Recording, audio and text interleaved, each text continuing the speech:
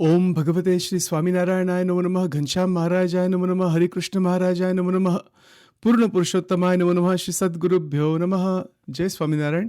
Swaminarayan spirituality.com અને YouTube ચેનલમાં દરેકનું સ્વાગત છે. પ્રથમ તો પરાત્પર પરબ્રહ્મ પૂર્ણ પુરુષોત્તમ અક્ષરાતીત પરમાત્મા શ્રી સ્વામિનારાયણ ભગવાન એમના દિવ્ય ચરણ કમળમાં અનંતકોટી દંડવત પ્રણામ, નમસ્કાર, પ્રદક્ષિણા, પુષ્પાર્પણમ સહિત મહારાજના પરમહંસો ભક્તો, મહારાજના વખતમાં પરોક્ષ અવતાર જે થઈ ગયા એમને પણ પૂજ્ય રીતે આપણે માનીએ છીએ અને પરંપરામાં જેટલા સંતો ભક્તો છે દરેકની ચરણરજ માથે ચડાવીને આપણે વેદરસની અંદર આગળ વધવા માટે પ્રયત્ન કરીએ છીએ. અને ખાસ તો વચનામૃત ઘરડા મધ્યનું 15મું એના ઉપર આપણું મનન ચિંતન હમણાં લીધું છે આ કરવા માટે. બહુ મોટી વાત છે. શ્રીજી મહારાજ એવું કહે છે, સ્વામિનારાયણ હરે તેમ જે મોક્ષને અર્થે યત્ન કરતા હોય ને તેમાં જો કામ ક્રોધાદિક માહિલા શત્રુ વિઘ્ન કરે તો તેની ઉપર પણ તેવી જ વૈર બુદ્ધિ થાય અને તેનો ખટકો ક્યારેય પણ ટળે નહીં. એવો વિચાર જેને હોય, એવો વિચાર જેને હાથ આવે તે એ વિચારે કરીને શત્રુ માત્રને ટાળે. એટલે વિચારનું બળ એટલું બધું છે તો આપણા હાથમાં આ વિચાર આવવો જોઈએ. ઘણીવાર શું થાય કે ભગવાનની ભક્તિ કરતાં કરતાં આવો વિચાર આવે પણ ખરો, પણ એ ખટકો આપણે રાખતા નથી. એટલે ખટકો નિરંતર રાખવો પડે. ખટકો આ શબ્દ વાપર્યો છે શ્રીજી મહારાજે, એટલે એમાં બરાબર એક ધાર વૃત્તિ હોવી જોઈએ કે આ બધા દોષો ખલાસ થઈ જાય, ષડરિપુ ખલાસ થઈ જાય. ષડરિપુ એટલે કામ, ક્રોધ, લોભ, મોહ અને મદ, અને ષડરિપુ કહેવાય, મુખ્ય દોષો છે. તો એને ટાળવા માટે કે એનું પરિવર્તન કરવા માટે મહારાજ આવી રીતે, સ્વામિનારાયણ ભગવાન આવી રીતે આ કૃપા કરીને આખી વાત કરે છે. એમને જે દ્રષ્ટાંત આપ્યો, કે વચનામૃત ત્યાંથી ચાલુ થાય છે, જે એક દ્રષ્ટાંત આપેલો છે કે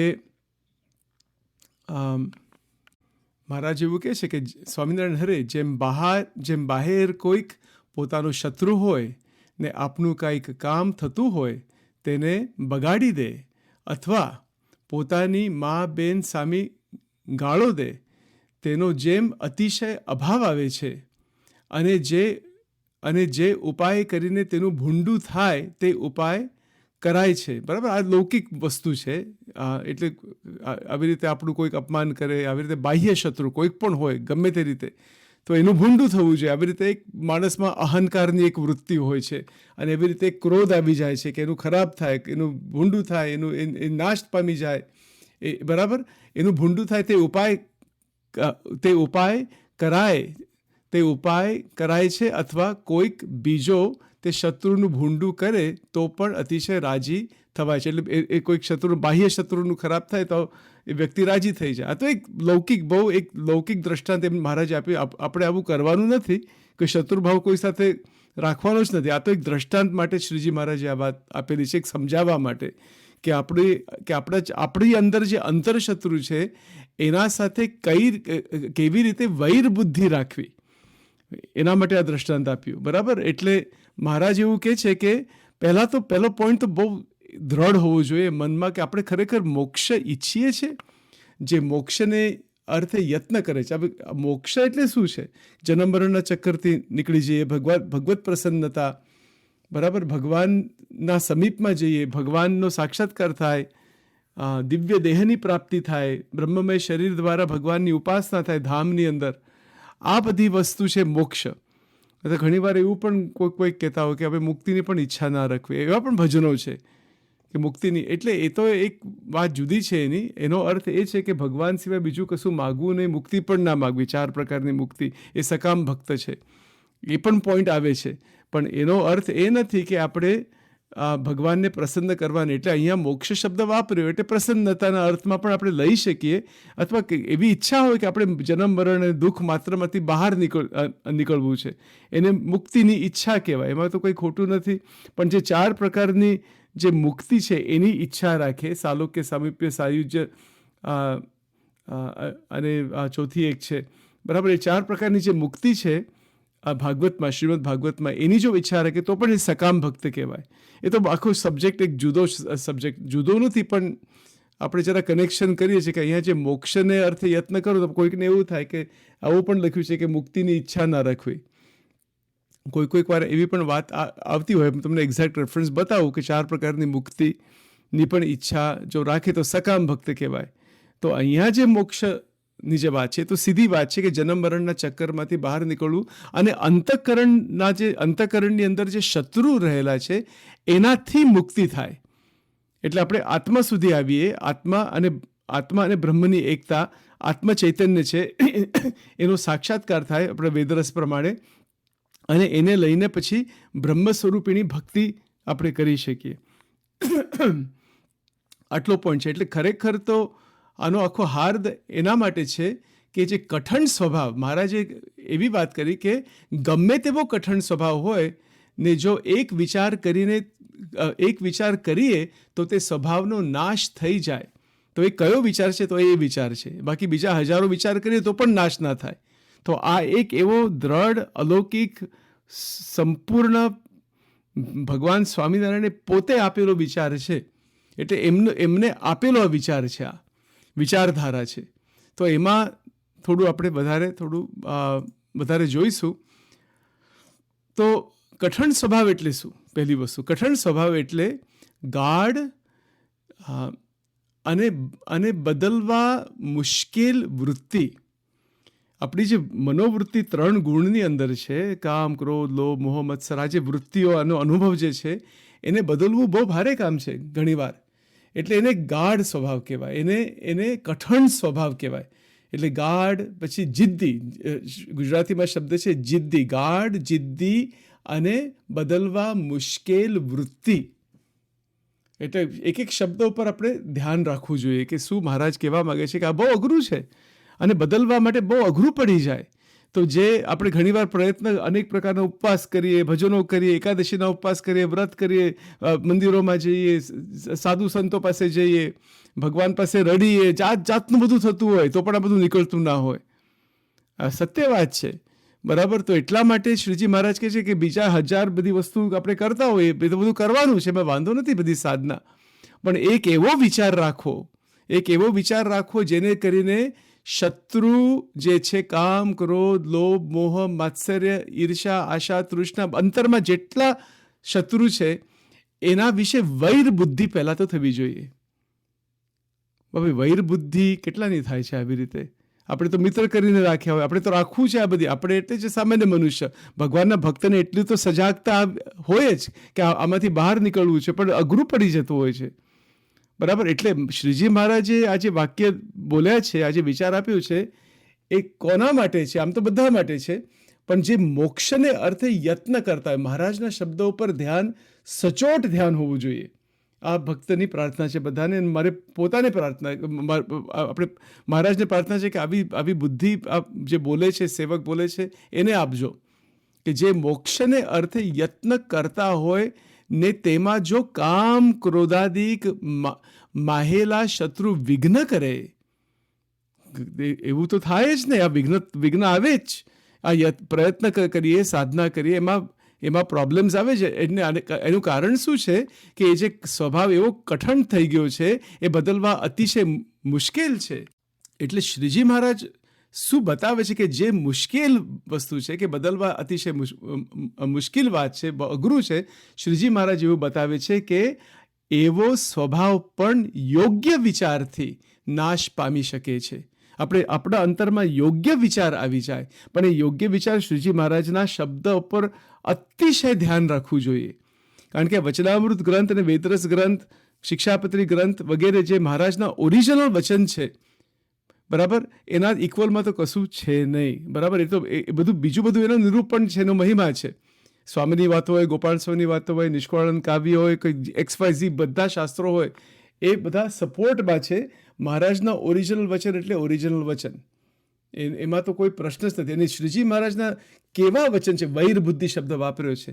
વૈર બુદ્ધિ આપણે અંતરશત્રુ સાથે કરવાની છે.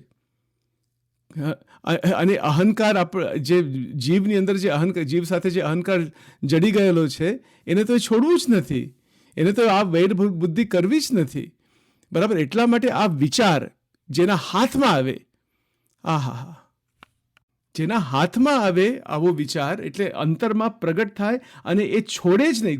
જેવી રીતે કોઈક પદાર્થ આપણે આમ પકડી રાખ્યો હોય આ મુઠ્ઠીમાં બરાબર, એટલે આપણે છોડીએ જ નહીં, એવી વાત છે. બરાબર. તો એ વિચાર, આજે વિચાર આપ્યો છે, તેને લઈને સ્વભાવનો જે બધા જે ખરાબ સ્વભાવ છે, બંધનકારી સ્વભાવ છે, એ બધા નાશ થઈ જાય. એનું કારણ શું છે? આ એક વિચાર શ્રીજી મહારાજે આપ્યો છે. એ કોઈ સામાન્ય વિચાર નથી, બિલકુલ નહીં. એ વિચાર જે આપ્યો છે એ ભગવાને સ્વયં આપ્યો છે વિચાર. અને આપણે જો ગ્રહણ કરીએ તો વિચાર કેવો છે? તો એ પરિવર્તનકારી વિચાર છે. કારણ કે એ વિચાર કેવો છે? એ પરિવર્તનકારી દ્રષ્ટિ આપે છે. એ આપણી દ્રષ્ટિ ખુલી જાય કે મારું પરિવર્તન થવું જોઈએ. એ આખો વિચાર છે એક પરિવર્તનકારી દૃષ્ટિ છે. અંતઃકરણનું પરિવર્તન થાય એના માટે આ વિચાર છે. અને ખાસ તો શું છે? મનુષ્ય માત્રને અને ખાસ ભગવાનના ભક્તોને શું આપે છે આ વિચાર? કે તે આ જે શ્રીજી મહારાજનો વિચાર છે તે મનુષ્યને, એટલે કોઈક પણ મનુષ્યને પોતાના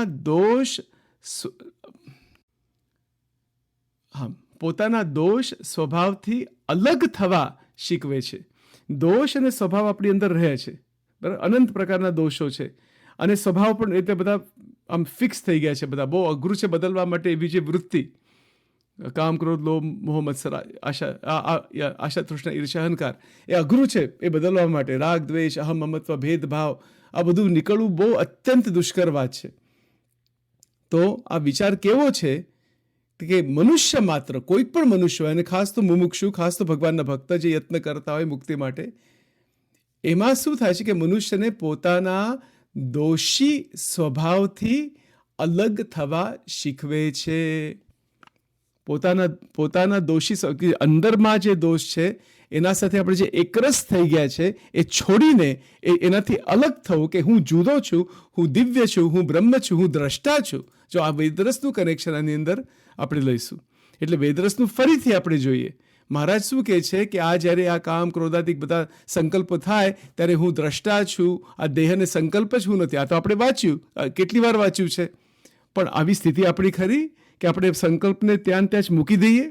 સંકલ્પ ભેળા ભળી છે. આપણે સંકલ્પ સાથે એટલો બધો પ્રેમ છે કે પૂછો નહીં. હદ વગરનો પ્રેમ છે, હદ વગરનો. આપણે એટલે સંકલ્પના દ્રષ્ટા છીએ. દેહ, ઇન્દ્રિય, અંતઃકરણ બધાના દ્રષ્ટા છીએ. દ્રષ્ટા એટલે આપણે જોનારા છીએ. પણ એ સ્થિતિ ક્યારે થાય? એ જે પ્રકારની જે જાગૃતિ ક્યારે થાય છે? તો એના માટે શ્રીજી મહારાજે અહીંયા જે આખી જે વિચારધારા આપેલી છે કે આપણું પરિવર્તન થવું જોઈએ અને દ્રષ્ટિ એવી રીતે ખુલવી જોઈએ.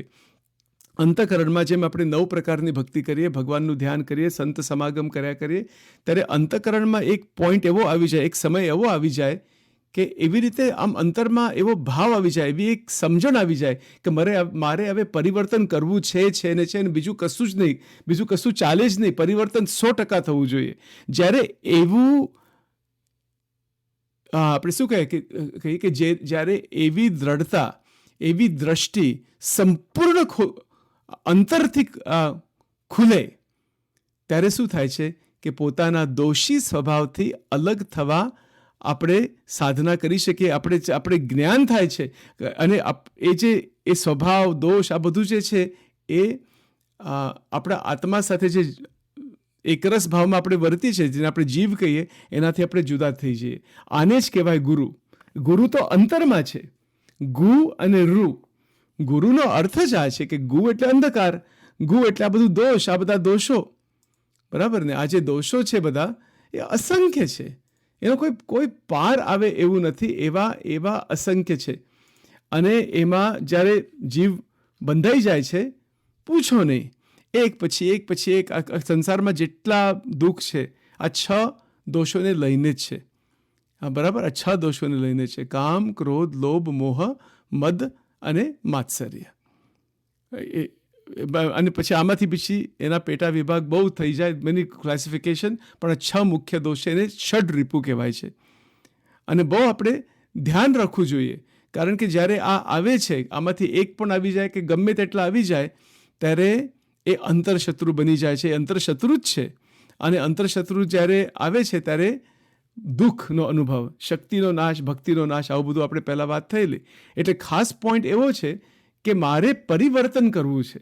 પરિવર્તનકારી દૃષ્ટિ ભગવાન આપે છે, એમને જ આપેલું છે. શ્રીજી મહારાજે આજે વિચાર આપ્યો, એક વિચાર, હજારો વિચારમાંથી એક વિચાર એવો આપ્યો છે કે આપણે અંતઃકરણમાં ધારણ કરીએ. ખાસ તો ધ્યાન રાખીએ, ભગવાન લક્ષ્ય છે, ભગવાનનો મંત્ર, પોતાના જે ગુરુ છે, સત્પુરુષ છે, જે 64 લક્ષણે યુક્ત આવા મહાપુરુષ જો મળ્યા હોય તો એમના ચરણમાં આલોટવું, એમના ચરણ રજ માથે ચડાવી, એમને માગવું આ કે મહારાજના વચન આવી રીતે દ્રષ્ટિ તમે પ્રકાશ કરજો, દયા કરજો, કૃપા કરજો. આવું બધું કરવું પડે. મહારાજના વખતના જે પરમહંસો હતા એમના ચરણોમાં નમસ્કાર કરવો પડે, સ્વામિનારાયણ મંત્ર કરવો પડે. એવી રીતે ભગવાન અને ભગવાનના ભક્ત કલ્યાણકારી તો એ જ છે.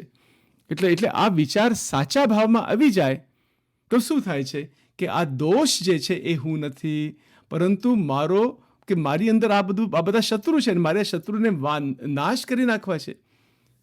હા, પરંતુ મારો કે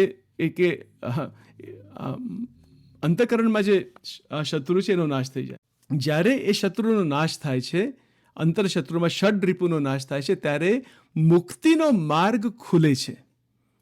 બરાબર ને? મુક્તિનો માર્ગ ખુલે છે. મોક્ષ દ્વારમ અપાવૃતમ, એટલે ગુરુ તત્વ અંતરમાં છે.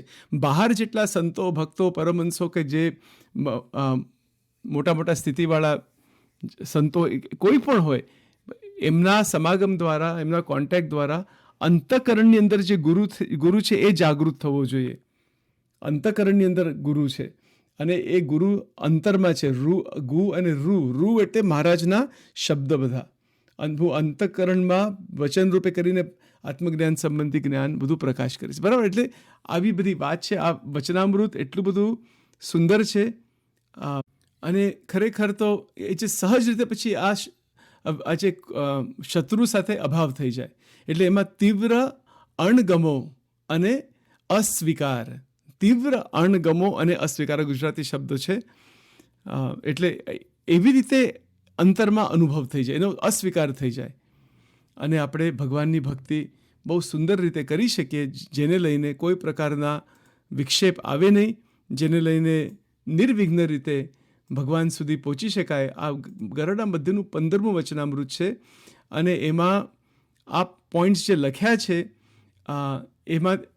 એમાંથી ખાસ એ જે વૈરબુદ્ધિ, જે ખાસ શબ્દો છે, વૈરબુદ્ધિ રાખવી, બરાબર, શત્રુ માત્ર ટળી જાય એવી પ્રાર્થના કરવી, અને વિચારધારા છે કે ખટકો રાખવો, એના માટે પ્રયત્ન નિરંતર કર્યા કરો, પ્રાર્થના પૂરી રીતે કર્યા કરવી, અને એ જે શત્રુ, એ જે અંતરશત્રુ છે એનો જે અનુભવ છે એ અનુભવમાં લેવાય ના જવાય અને આપણે સ્વતંત્ર બની જઈએ, એવી રીતે ભગવાન સ્વામિનારાયણના ચરણોમાં પ્રાર્થના. પછી આપણે આના ઉપર વધારે મનન ચિંતન કરવું છે, પણ સમય જેમ મળે તેમ એવી રીતે કરીશું અને ભગવાનની દયાથી શબ્દ બધા આપણા મનમાં વ્યવસ્થિત બેસે. કારણ કે આ તો નિરૂપણ કરવા માટે થોડું બેઠા છે અહીંયા, અઘરી વસ્તુ છે.